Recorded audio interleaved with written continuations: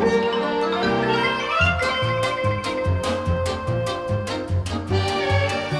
everybody, it's Chris Eads, Wootini over at GayGamer.net, here with another weekly video podcast.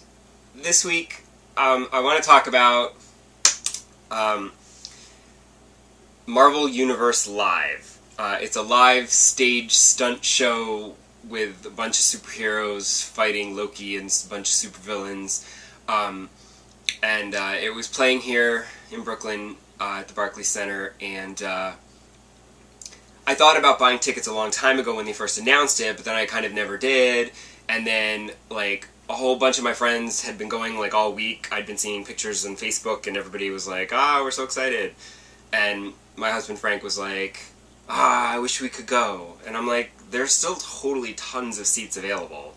So I bought tickets on Friday, and we went on Saturday, and it was a hoot.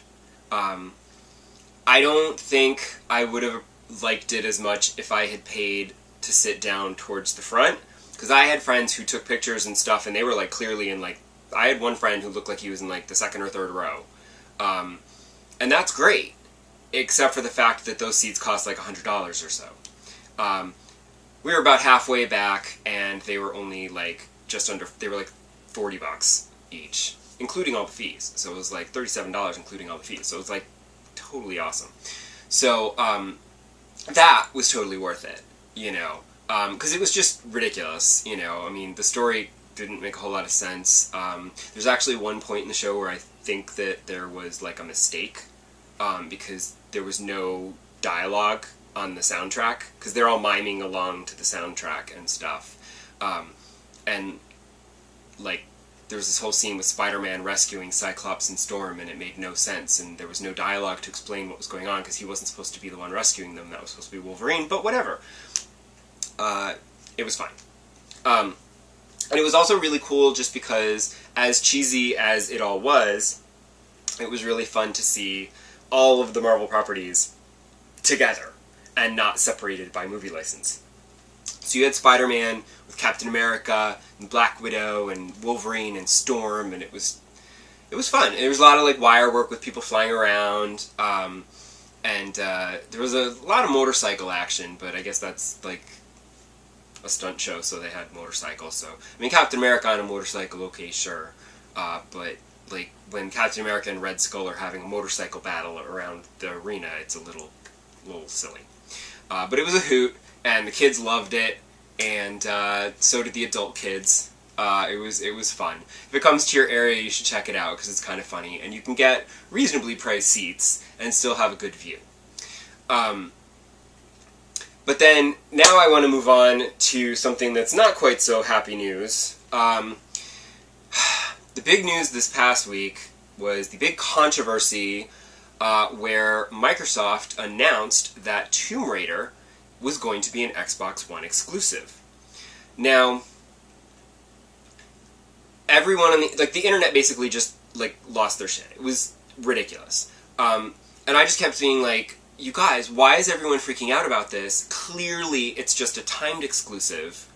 You know, I mean, the way they phrased it was, it will, you know, when it launches in holiday 2015, it will be an Xbox One exclusive. I'm like, okay, so when it launches, it's an Xbox One exclusive, but not so much later on.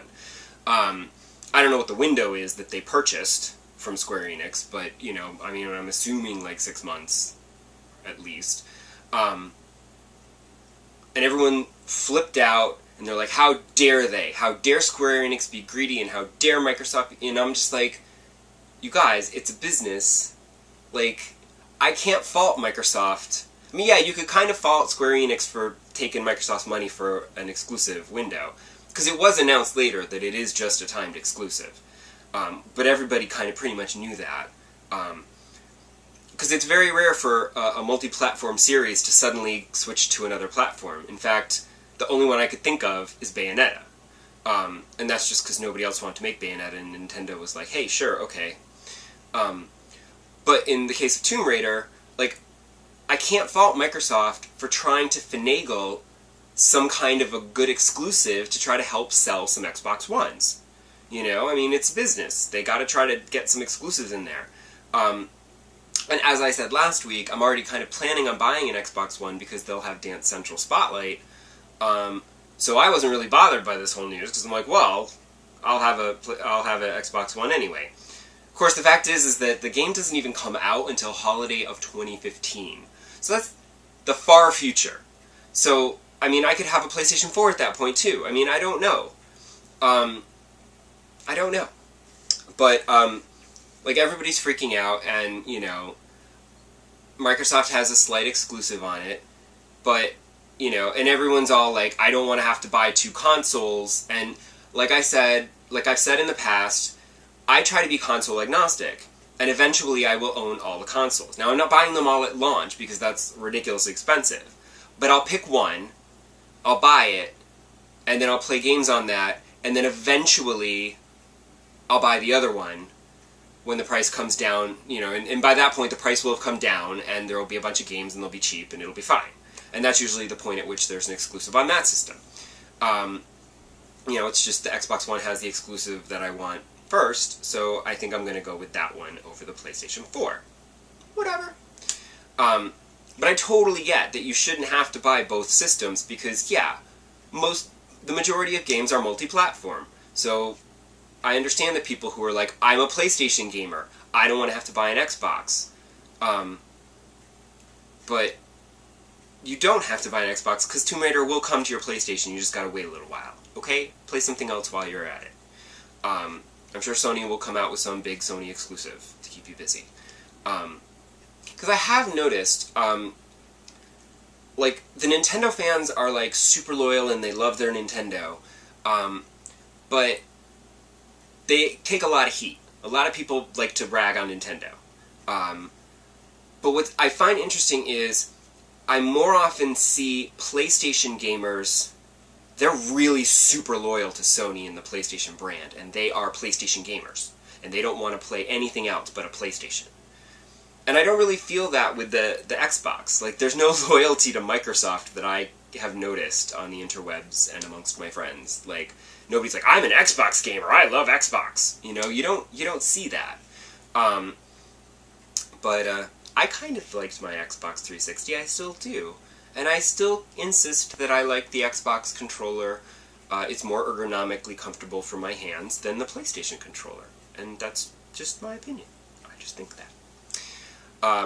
Though, I do kind of, there was a part of me that sort of wished that I already had a PlayStation 4, because then I could have played that PT demo, which turned out to be a tease for Silent Hills. I don't know why it's called Silent Hills, because there's only one hill, it's just one Silent Hill. Maybe the mystery in this game is, where did the other hill come from? But anyway, I heard all about this demo, and I totally would have been enjoying that. Except for the fact that I know people who were like trying to play through it, and you just get completely lost and confused, because it's not, like, it's hard to trigger certain things, and you can't figure out exactly what you're supposed to be doing. There's no goals, it's all just weird, and it's just spooky ghost stuff flying at you, and that would have been fun for like 15 minutes, and then I would have been like, okay, what am I actually supposed to be doing, because this is getting frustrating.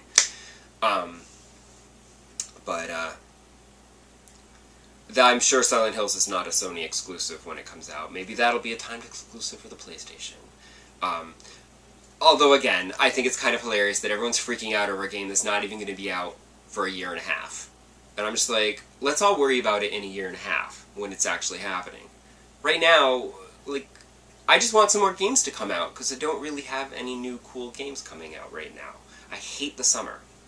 And you know what the problem is that the summer is when you're supposed to be catching up on all your backlog of all the games that you didn't get to finish because there were too many the first time, and I'm just not doing that. So that's bad. I should probably get on that. But I'm kind of obsessed with Wild Arms right now. I still can't get over the fact that I am obsessed with a PlayStation 1 game. Whatever. It's fun. So, I'm enjoying it. So, hopefully you didn't get too bent out of shape over the Tomb Raider announcement, and if you have a PlayStation 4 and played the PT demo, let me know what you thought of it, because I love Silent Hill, and I would love to see Silent Hill return to the glory of Silent Hills 1, 2, and 3. I feel like it kind of derailed, starting with 4. But, although the Wii one was kind of cool, for a departure from the norm. I kind of enjoyed that in a way. But fingers are crossed for the new Silent Hill game that maybe it'll be a return to form. I don't know. We'll see, and I will see you back here next week. Bye!